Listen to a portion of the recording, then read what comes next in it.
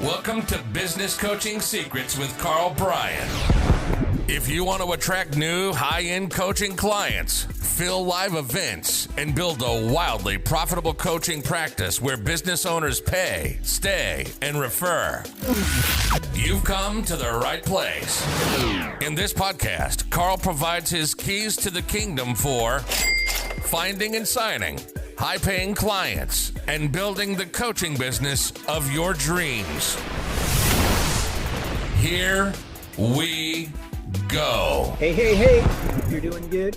Karl Bryan coming at you. And once again, I am without my boy, Road Dog. Poor Road Dog. He might be getting a complex, man. But yeah, situation is I'm in Mexico. I think I told you last time my daughter had to get tonsils out. So we came to Mexico. If you ever need to if you ever have a health issue, I got to tell you, I cannot recommend Mexico highly enough. These guys are unbelievable, unbelievably professional. But anyway, so I got a hernia. I've had, like you ever heard, I have no belly button. You may or may not know that. But I just started the podcast that way. Anyways, I need to get a 5th surgery on the same hernia. You could imagine I'm not too happy about that, but anyways, got to be done. So guess what? Carlucci is sticking around in Mexico to get that done. And my schedule is a little bit crazy because I got to go in for these doctor's appointments and I got to go see the specialists and I got to get blood work and I got to get this, that, and the other. But the good news is I'm in incredibly good health, according to the doctor. And, but I got to get this bad boy done. And this guy is like world class. So anyways, Road Dog sent me some notes here and some questions. So I am going to roll. So of course, guess what he started with? He said, you got to drop your Zen thought. And as I always say, I'm pretty sure I deliver kind of the opposite of Zen. I'll probably do a good job of preparing that. But anyways, I riff. Okay. So he said Zen thought. My first thought was that like beliefs, and I'll tell you, this also comes from spending a fair bit of time with doctors over the last short period of time, both for my beautiful 11-year-old daughter, and myself. And it's like beliefs are what do I say here? Beliefs are what you think are true, but your values are what you think are important, right? So beliefs are what you think are true, and your values are what's important to you. And then my question would be like, what's important to you? And by the way, you would give me an answer, no doubt. That would be obvious and hopefully exactly what you would move towards. But my next question is, when I look at your calendar, what does it say? And it might say something different. Might not, by the way. And then also, if I looked at your actions, what do they say? Right? Like I'm now separated from my my wife and daughter at this particular moment. Again, my actions say that I want to, FaceTime with my wife and FaceTime with my daughter every single day. The question is, am I doing it? And the answer is yes. By the way, I'm, a fabulous husband and father at the moment. But you know what I mean? Like that's, again, the question is, what do my actions say? And forget me, I would ask you, what do your actions say? Right? Like, again, beliefs are, your thoughts. Beliefs are what you think about, but your values are what you think is important, right? So your beliefs are what you think are true, and your values are what you think are important. I think there's huge power in that.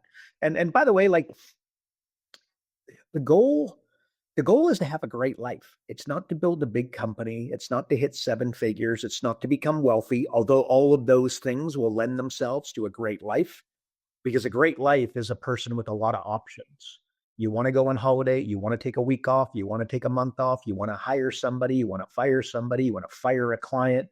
Like being able to make your own decisions would be an example of, I think, what would fall into having a great life. So I'm not going to pretend like, some money and some wealth can't help there. But I don't know. At the end of the day, a great life for you and a great life for me and a great life for Road Dog and then somebody else is going to be defined differently. So what is a great life? And define it. Like people, I find people are more worried about running out of money than they are having an amazing life. And I think that that's a bad thing, right? Like retirement is not really a thing. If you listen to anybody who's been around a long time, they're going to, I got a very close friend, Michael Neal. Hopefully he's listening. But he'll tell you, follow his Facebook page. The guy's got all kinds of money. And what did he do? He sold his company and he retired. Guess what? He's bored as hell, right? Like he's lucky. He'll tell you, and he's fabulous human being, by the way. Provided unbelievable amount of mentorship to me. And again, what did he tell you? He tell you he's bloody bored and he's lacking a little. I'm now paraphrasing, but I think he'll tell you that he's lacking a little bit of purpose at this moment in time. Not a good thing. So guess what? Don't bloody retire. Do something that you're good at, enjoy, and then don't stop. Translation to that, guess what? You're never going to have to worry about running out of money. The fear is gone. Get on to living a great life. Like the rule number one of money is to spend less than you make. You know what the coolest thing to do with money is? The absolute most awesome thing to do is make someone cry. I remember when I was, as I say that, I think about my dear, dear mom. And say, like I bought her a car when I was 18 years old. One of the coolest things that I ever did. And of course, I was 18 years old, but frankly, I started my nurse company when I was 14 years old, and I was, decent at making money early on, but I bought my mom a car. I got to tell you, it was very powerful. But I think, look, that's a really cool thing to do with your money. And by the way, when you start giving away money, philanthropy is very, very powerful. If you play the game, which is Rich Dad Poor Dad, Cash Flow, it's a board game. One of the moves in order to get out of the rat, like there's the rat race in the middle, and then let's just call it the dream life on the outside. Okay, so you want to go from the rat race in the middle to the outside, probably pretty straightforward. It's much like Monopoly, but Monopoly on steroids. Great game if you never played it. I've played that game hundreds of times by myself. Possibly embarrassing to say, by the way. That might be more information than I wanted to give you right now. But anyway, so I played that board game. Why? Because I knew that I wasn't playing it because I wanted to play the game. I was playing it because I knew that there were lessons that I was taking away that were very, very valuable. And in fact, I remember when I bought it, you think of a board game and it's like, probably, $25, 30. This is a long time ago, probably 25 years ago. But anyway, and it was like $300 from memory. And I tell you, $300, $300 wasn't all the money in the world, but it was a plenty. And it was a bit about, wow, am I really going to spend $300 in a board game? But I did. And maybe the fact that I spent $300 in a board game is why I played it hundreds and hundreds and hundreds of times on my own. Very, very valuable. Anyways, one of the ways that you get out of the rat race to the dream life on the outside is that you give away money, because when you give away money, it provides a mindset of abundance as opposed to scarcity. So hopefully you get that. But I don't know, cool thing to do with money, make somebody cry. You ever made somebody cry with money? Now that's cool. That's cool. That would fall into my great life and possibly yours, right? Like, I don't know, like, and again, understand I've been spending some time with some doctors, so maybe I'm a little more not zen, because I don't think I'm ever zen, although I do try be a little, take some pressure off and chill.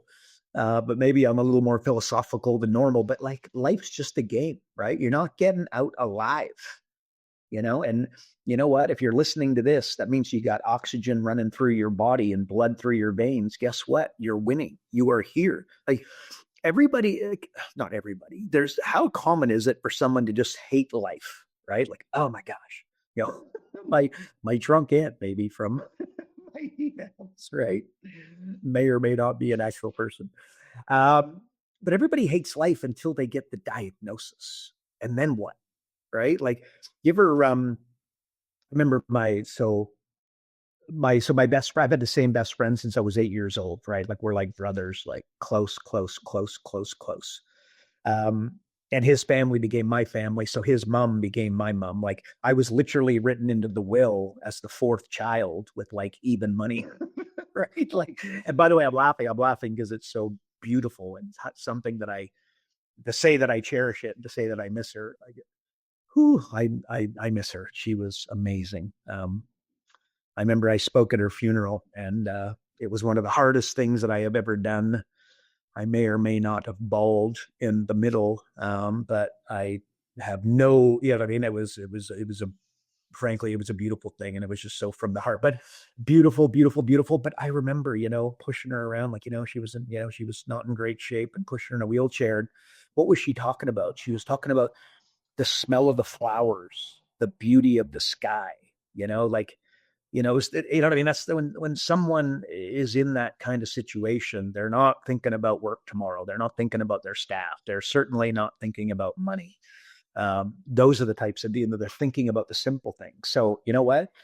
Enjoy those simple things while you can, right? And while you got your health. That's cool. That's part of having. Imagine if you're one of those people, and I no doubt you know one of them, and I know a few of them, and I'm wildly jealous. But like, they instinctively, uh, enjoy the flowers, enjoy you know what I mean? Anyway, I'm going to move on. The business coaching features. This isn't like flowery, blah, blah, blah, blah, blah. But I don't know, when you're guiding your clients, like, help them define a good life. Could you help your client enjoy the smell of the flowers a little bit, and the sight of the sky, and the beauty of the blue, and the beauty of the clouds, right? Like, it's like you don't walk on the moon, you walk on the floor, right? Like, you live your lowest standard that you're willing to put up with, right? Again, you don't walk on the moon, you walk on the floor. Like, your vision board, your client's vision board, it's useless if they don't protect their downside, their faults. So we all know this individual, and it, may or may not resonate with you personally, but you want to accomplish, you want to make a big dent in the world. But I look at your calendar, I look at your actions, I look at your day-to-day activities, and you're spending that individual is spending 4 hours a day on Facebook. Not 4 hours at once, but it's back and forth, back and forth, back and forth, back and forth. I'm going to tell you, that's the individual that's probably not going to accomplish hell of a lot, right? Like, that's an example of protecting your downside, right? Like, are you working on the big things, or you're working on the little things?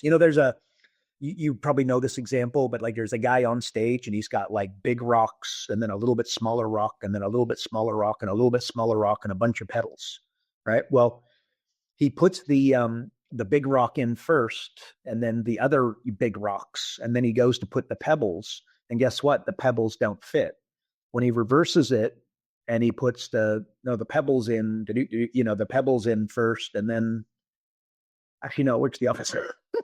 Okay, translation. I'm doing a horrible job here, folks. You got to work on the big rocks, not the pebbles. That's what I'm trying to say. May or may not have just made a meal out of that thought. But anyways, big rocks, folks. Big rocks. So you're working on the big rocks, you're working on the little rocks, or you're working on the pebbles, and that's going to be social media and the minutia. Um, actually sent this to one of my best buds, John Cornetta, in a text message, and so I send them thoughts and whatnot. I think I mentioned that last week. But anyway, so we exchanged some kind of motivational stuff. He's working on some big things. Very cool guy. But anyway, so it's the Matthew principle, right? So economists use this to explain how the economy works. You may or may not have heard of the Matthew principle. But what does it say? Hang on. To those that have everything, more is given. To those that have nothing, everything is taken. Okay, so if I say that right, to those that have everything, more is given, but to those that have nothing, everything is taken, right? Needing nothing attracts everything, right? Like, you want to be successful, you want to feel successful, don't create a to-do list, create a done list.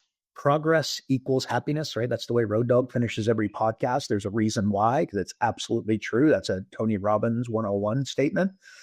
Progress equals happiness. Well, which one is going to give you more progress? Which one's going to give you the feeling of more progress? Which one's going to give your coaching client the feeling of more progress? The to-do list that they're never going to get done, by the way, or the done list? And I dare say the done list. So anyway, so I don't know. That was a little bit of a ramble, but a little bit of a rabbit hole. But there you go. So Zen thoughts. I think the big one, but again, I just kind of, beliefs are what you're thinking about. They're your thoughts. Beliefs are what you think are true, and your values are what you think is important. I think that's huge.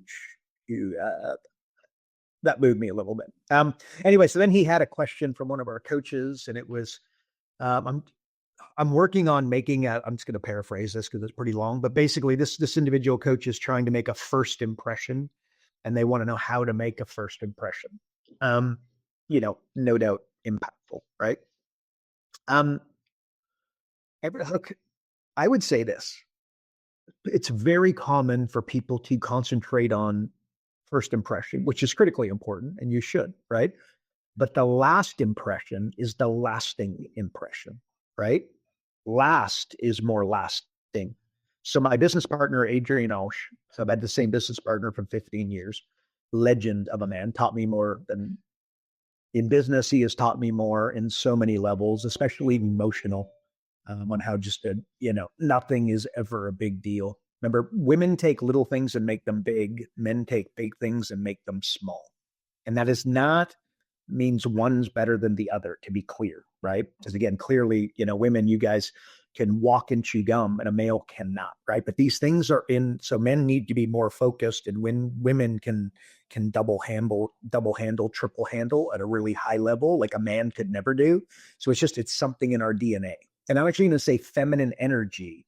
And I have feminine energy. You have we all have feminine and masculine energy, but a feminine woman will be dominated by her feminine, and the masculine male will be dominated by the masculine, which, by the way, is a good thing. You want to see somebody who's very unhappy? Show me a masculine male acting feminine regularly, or show me a feminine woman who's acting that lets her masculine dominate, and that's an example of somebody that's very far away from their core and generally very unhappy. But why was I saying that? I need Road Dog here to keep us on track here, folks. But it's Adrian. So he is just masterful at just nothing's ever a big deal for the guy. That's what I was trying to say. But here's what he taught me: first in, first forgotten; last out, first remembered. So, okay. Last out, first remembered. Okay. So let's bring that back to tactical. Let's get granular. Let's get day to day. How do you open your email versus how do you end your email? What's at the bottom of every email, right? What's at the bottom of the email that you send your prospective client or your client, right? That's a question I'd have for you. How do you open the convo versus how do you end the convo?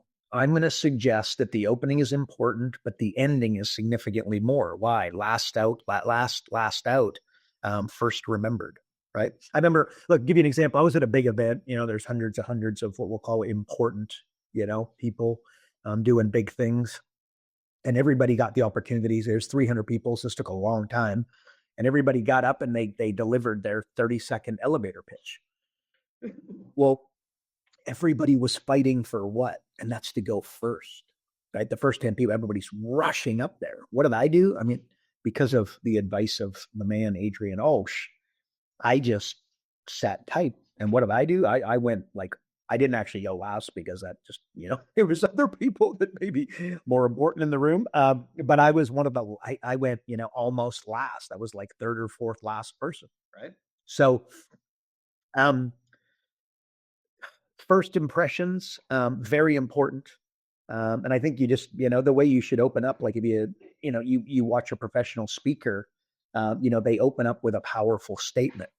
They then normally follow that up with a very vulnerable something, a story about themselves, a failure, a bankruptcy, all that sort of stuff. But what I really want to suggest is that you concentrate on the ending. It's like competition happens at the bottom. People at the top are collaborating. People at the top are working together. So anyway, I don't know. First impression, I think it's really, really important, but I want to, suggest last out, first remembered might have some power. Moving on here, best advice for selling to the 7-figure business owners versus the guy at the networking group. Best advice of selling to the 7-figure business owners versus the guy at the networking group. Okay. Okay. People who read earn twice as much money as those who do not read. Okay. If you wonder why I do a daily email, and you can imagine that, I don't know where I'm at, but I'm at like 11, I don't know, but I'm going to guess I'm at like 1100 days. Why didn't I write every single word of that, every joke, every anywho, every, you know, uh, in other news? That's what I'm trying to think of. And of course, the PI, I mean, I write every word of it, right? Why? Because it's like a little bit of a diary to myself, right? It's really what it is. And I have learned more from my own daily emails and, and I get well over 100,000 people that are subscribed to it. I learn more than everybody collectively, I would dare say, right? Anyway, so I think that's why I write a daily email. So you may or may not want to think. One of my top coaches, he's got like a team of 80 coaches underneath him. He does the same thing. Shout out to BJ, by the way. He does the same thing, and he has found unbelievable. It's a lead generation strategy, but it's also a retention strategy. So you might want to think about that. So it's not just selling them, but remember, there's two rules of business. You got to get clients, you got to keep clients, but keeping clients is way more important than getting them. So selling to seven, like rich people don't want to save money. They want to save time. Money loves speed. Very common. I don't know whoever said that originally, but that is a very popular saying. So it should be because it's true. Money loves speed. Do things fast and watch what happens. So present your goal and present your offer in such a way that they get to their goals faster. Like, you become the plug to make that happen. Like, yeah, they just go it on their own, but without you and the accountability and the step-by-step instruction and the ABC and the 1, 2, 3, and the weekly calls and the kick in the butt and the 80-20, and holding their feet to the fire, they're not going to do it. And they know that, right? Like they haven't done it for the last 3 years. So why are they suddenly going to magically start doing it now? They need that accountability, right? I'll also tell you that, like, if you can explain a business owner's thoughts to them better than they can think it through for themselves, you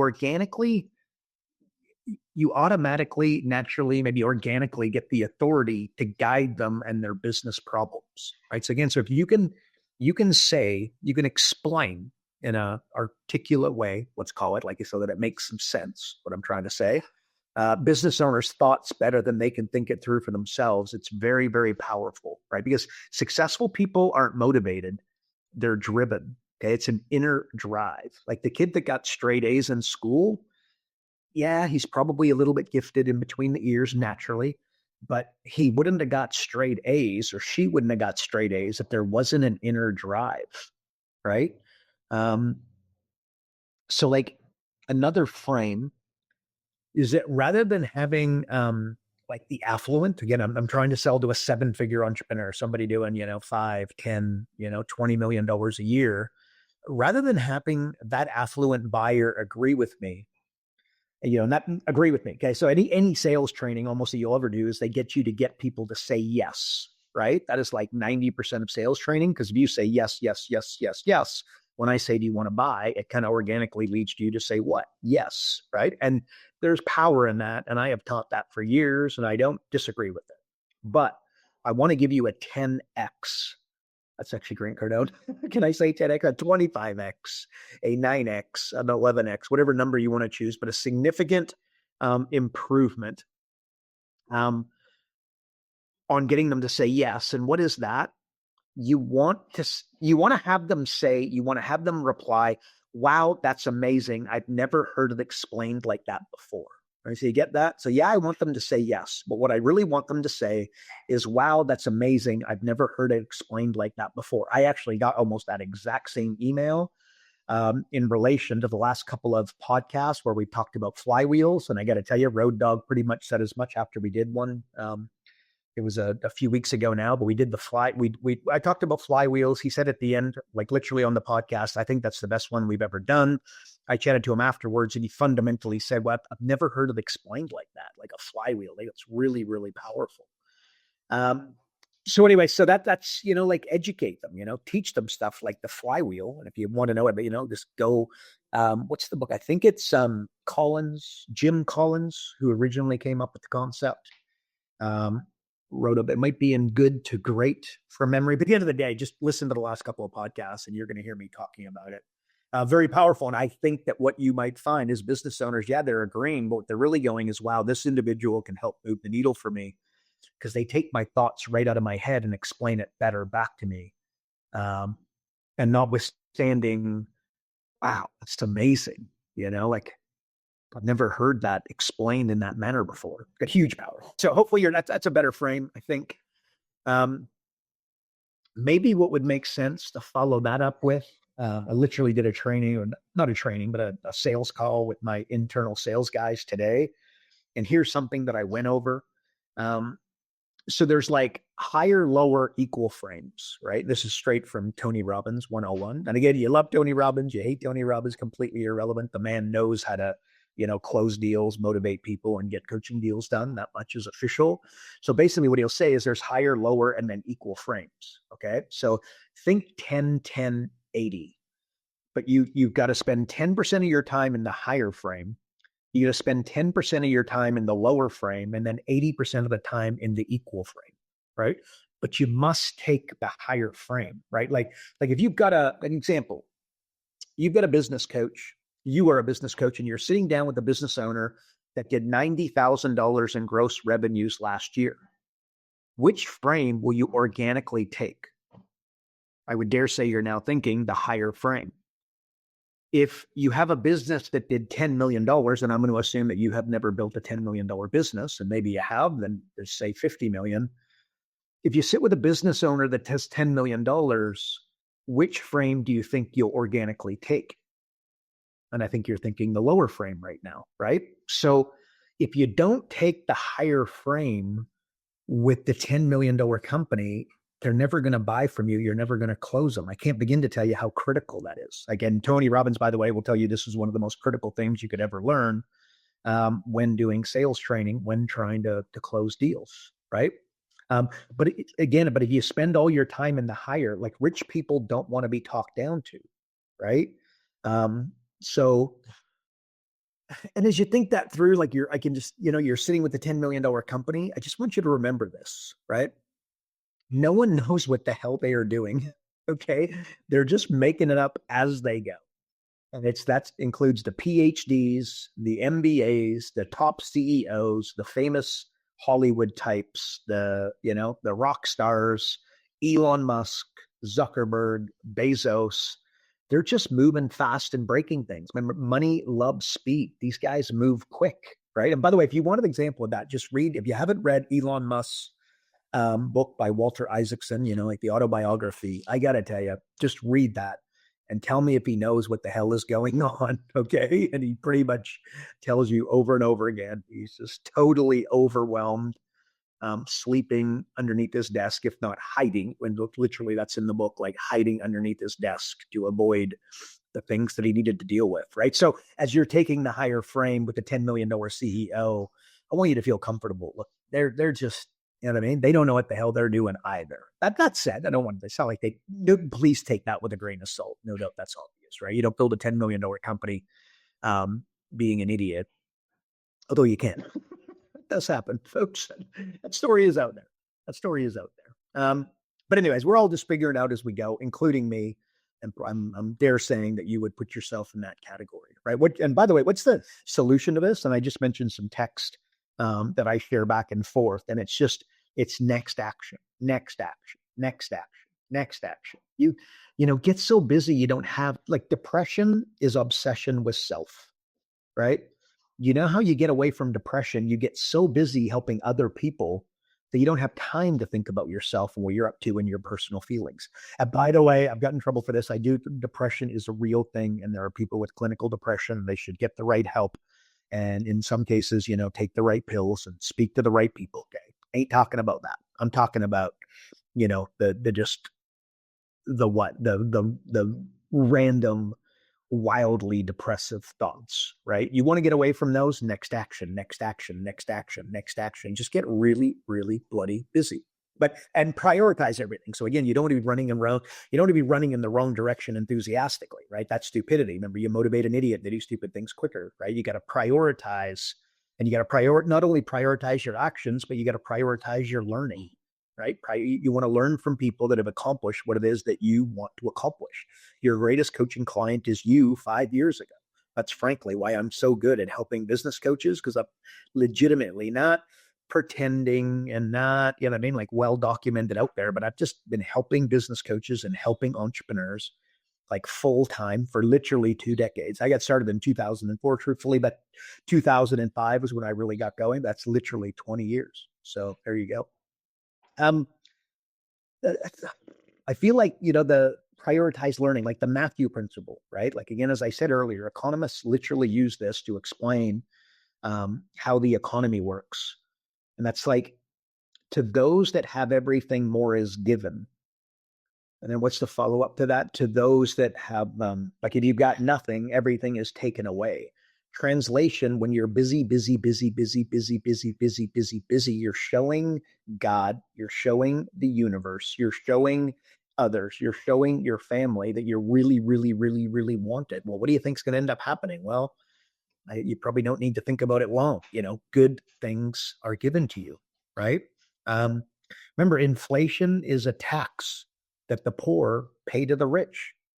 An example is just look at real estate prices, right? Those that, those like, again, you want to earn money, spend money, have something left, and then invest what's left. Like, that's what you want to do, right? So those that invest get all of the wins. Those that don't, those that don't own things like real estate, stocks, don't own assets, fall further and further and further behind, and then struggle to get in. Because that individual that's like, I'm not buying, the real estate's too high, real estate's too high, real estate's too high. I'm not buying now. I'm not buying now. I'm not buying now. Well, how do they look now? They're just further and further and further away from being able to get into the market, right? And of course, there are nuances to all of this. But I do think an important follow up to that, like 90% of wealth has been accumulated, not earned. Okay. So, example, a house goes from, let's just say you bought a house for 500 grand, then over X amount of time, it increases to 750,000. You've now got 250,000 that's added, of equity that is added to the homeowner's net worth. It's not earned. It was accumulated. That $250,000 is what I would refer to as being accumulated, right? So again, the richest people in the world. It's not like Jeff Bezos was getting an hourly wage. Clearly, his company became more and more and more and more and more and more valuable. And he remembered the biggest companies in the world, like Zuck doesn't own 100% of Facebook, not even close. Bezos doesn't own 100% of Amazon, not even close. Musk at no time ever owned 100% of Tesla, and he doesn't even own close to that, right? So again, yeah, it's just, they just accumulated over time. It's like like a flywheel that we spoke about last week, right? Like, I don't know, does this work? Like, put houses up at 12 o'clock, right? And then what would be next? Strengthen your track record with the bank and lenders and your reputation, right? So that would be down at like 2 o'clock, 3 o'clock. And then build equity, right? Buy more houses. And when you build that $250,000, that individual could get 60 to 80% of that from the bank. Okay. Well, you then buy more houses with the equity rather than cash, right? And if they cash out of the bank account, went to the bank, I got $250,000 of equity. I want to draw $100,000. Why do you want to do that? Because I'm going to buy another house. I take the $100,000, put it in the next house. Guess what? They've got another house. And then the next bit on the flywheel on the clock would be upgrade the experience. I guess we could call that knowledge, right? And then it would go back to 12 o'clock. What? Buy more real estate, right? Like houses, which is at 12 o'clock. So, translation, I want the feedback that I got from the last few podcasts and a lot of positive response from that is just thinking in flywheels. Very, very important. And then he also asked me to speak about, so next question, folks, what's the difference between urgency and scarcity? We had talked about that. So this is kind of a little bit of a follow-up question, but just urgency is time and scarcity is number of units available, right? So urgency is, this is only available for the next 48 hours. And then scarcity is, we only have 10 spots and 8 of them are gone. So you're going to have to act quickly. So that, and by the way, when you're selling, just think about school. The biggest brands in the world are not Apple, Disney, etc. They are the largest universities in the world, the largest colleges in the world. Think Harvard, think MIT, think Stanford, think Oxford, etc. They are not schools any longer. They are hedge funds. And they're actually, I was going to make a Bitcoin, and I ain't going down the Bitcoin. Today's not the day for Bitcoin. We'll do that another time. But anyways, so urgency and scarcity, you got to apply now. Semester is starting. That's time. There's a lot of urgency built around it. And then 100 people apply and 15 get accepted. And then they advertise that. That's why, they've got scarcity built into the entire business model. So if you're selling coaching and you're not using scarcity, you're making a mistake. But anyways, folks, that's all I've got for today. Hopefully that was helpful. My boy Road Dog, he'll be back next week. Appreciate you guys. Hopefully that is helpful. And maybe I'll end it the way Road Dog ends everyone. Progress equals happiness. Have a great day. Have a great week. And we'll look forward to seeing you again. Adios, folks. God bless. Karl Bryan built Profit Acceleration Software 2.0. So as a business coach, you'll never again have to worry about working with business owners that can't afford your high-end coaching fees. Check us out at focused.com.